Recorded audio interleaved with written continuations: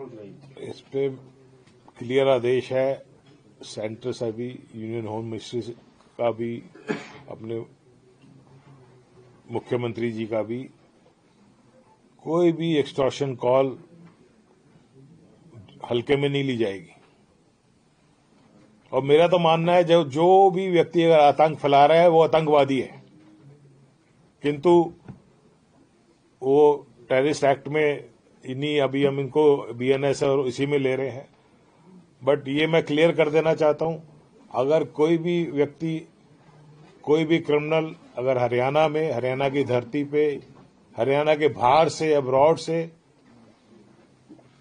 ये आतंक फैलाना चाहेगा, लोगों को डराएगा, धमकाएगा, उसको हम बख्शेंगे नहीं। चाहे हमें बाहर से उसको पकड़ के लाना पड़े, चाहे हमें जो भी एक्सट्रीम सर्कमस्टेंसेस स्टेप्स लेने पड़े वो हम लेंगे। बट हर केस में हमारी पुलिस मुस्तैद है। अभी 2 दिन पहले भी एक ऐसा इंसिडेंट आया, हमने उस पर फौरन एक्शन लिया, वो एक फेक निकला। कल रात को भी एक इस टाइप की न्यूज आई अंबाला रेलवे स्टेशन की, वो भी हमने पूरी तहकीकात करी। रात को जब सब लोग नया साल मना रहे थे, हमारी टीम उस धमकी देने वालों को ढूंढ रही थी, वो जाके जालंधर में ट्रेस हुआ। तो हम पूरी तरह से सजग हैं, हमारे पास पूरे इक्विपमेंट्स हैं, पूरी हमारे पास टेक्नोलॉजी है, और ऐसे किसी भी एक्सटॉर्शनिस्ट, किसी भी धमकी देने वाले को बिल्कुल बख्शा नहीं जाएगा। सर गन कल्चर को लेकर जिस तरीके से गाने जो है वो सिंगरों द्वारा गाए जाते हैं, तो उसको लेकर क्या कार्रवाई रहेगी? उनके खिलाफ कार्रवाई की जाएगी, पहले भी कर रहे हैं वीडियो। मेंटल वेलबींग, आप किसी भी ह्यूमन बीइंग को ले लो, एक प्रेशर रहता है। आज के जमाने में डिप्रेशन बहुत ज्यादा, पीछे भी रिसेंट इंसिडेंट्स हुए, मैं मेंशन नहीं करना चाहता, लेकिन पुलिसिंग मेंटल वेलबींग, मतलब आपके जो कर्मचारी हैं पूरा दिन रात काम करते हैं, बिल्कुल। उसके साथ साथ सर एक बड़ी रिक्वायरमेंट पुलिस के कई अधिकारियों से, कर्मचारियों से जब हमारी बात होती है, लगातार पंजाब पुलिस को लेकर क्या प्रयास किया जाएगा, गवर्नमेंट तक किस तरीके से बात? नहीं, पे स्केल हमारे ठीक है, अभी तक पंजाब में थोड़े से ज्यादा है, लेकिन नेशनल लेवल के हिसाब से we are appropriately paid. But definitely हमारा प्रयास यही रहता है कि क्योंकि पुलिस एडवर्स सर्कमस्टेंसेस में काम करती है, तो उसको कुछ एक्स्ट्रा बेनिफिट्स मिले, उस पर हमारा स्कीम्स हैं, हमारी वो चलती रहेगी। और जहां तक आपने ये बोला है कि मेंटल हेल्थ का और फिजिकल हेल्थ का, वो एक कोलैटरल है। अगर आपको रात को काम करना है 11 बजे 12 बजे, तो वो आपके हेल्थ पर रिफ्लेक्ट करता है। तो उसके लिए भी मैंने प्लान किया है कि उनको एक मैंडेटरी लीव दी जाए, हफ्ते में ऑलरेडी चल भी रही है। उनका मेडिकल रिव्यू कंपलसरी किया जाए 35 से अबव वालों का।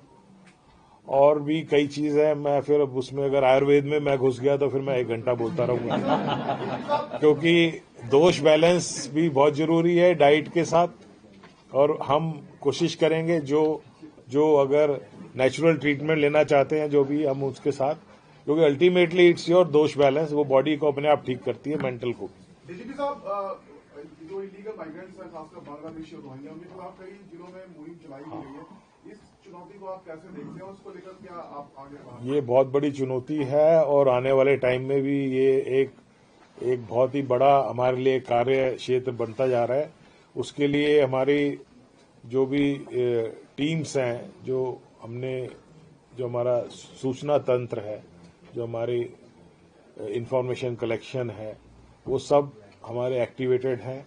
और इसमें भी ये एक सिंगल डिपार्टमेंट की एक्सरसाइज नहीं है, इसमें मल्टीपल एजेंसीज, मल्टीपल डिपार्टमेंट्स इसमें इन्वॉल्व हैं, उनसे हमारा कोऑर्डिनेशन है, और उनके खिलाफ जहां भी ऐसा होगा हम एक्शन लेंगे। कोई आंकड़ा है क्या सर? आंकड़ा नहीं है मेरे पास अभी कोई भी, अभी बिल्कुल भी नहीं। अभी आंकड़ा में मैं अभी बिल्कुल नहीं, कुछ भी नहीं बता पाऊंगा। हम जब 152D या ऐसे हाईवेज पे जाते हैं, वहाँ पे पुलिस की बहुत कमी रहती है, उसके लिए कोई प्रयास किया जाएगा? क्योंकि बहुत ज्यादा एक्सीडेंट्स उन्हीं रोड्स पे होते हैं जो हाईवेज हैं। देखो, हमारी हरियाणा पुलिस, मैं आपको पहले ही बता दूं, हमने 4 साल पहले ये एक्सपेरिमेंट किया था कि कहाँ पे एक्सीडेंट होते हैं। हमने उसका पूरा स्टडी किया, एक्सेल शीट बना के, कहाँ पे रिपीट एक्सीडेंट्स हो रहे हैं, और जहां पे टेक्निकल रीजन थे, जहां पे इंजीनियरिंग फॉल्ट थे, हमने कम से कम 400 जगह उसको रिपेयर किए, वो उसको इम्प्रूवमेंट करी, और बहुत जगह लाइट्स की प्रॉब्लम थी, उस पे हमने इंफ्रास्ट्रक्चर चेंजेस किए।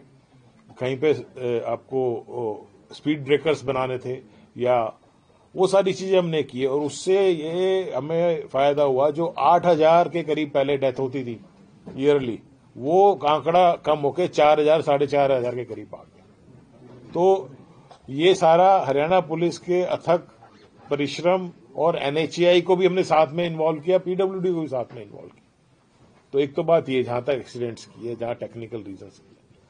जहां पुलिस की आप बात कर रहे हैं, इतनी बड़ा हमारा एरिया है, हमने प्लानिंग की हुई है, on papers according to map की हुई है कि ये पीसीआर है, ये इतना एरिया कवर करेगी, और वो सारा का सारा करते हैं। बट आप जानते ही हो कि इतना बड़ा एरिया है, फिजिकली हर जगह प्रेजेंस होना इट इज नॉट पॉसिबल।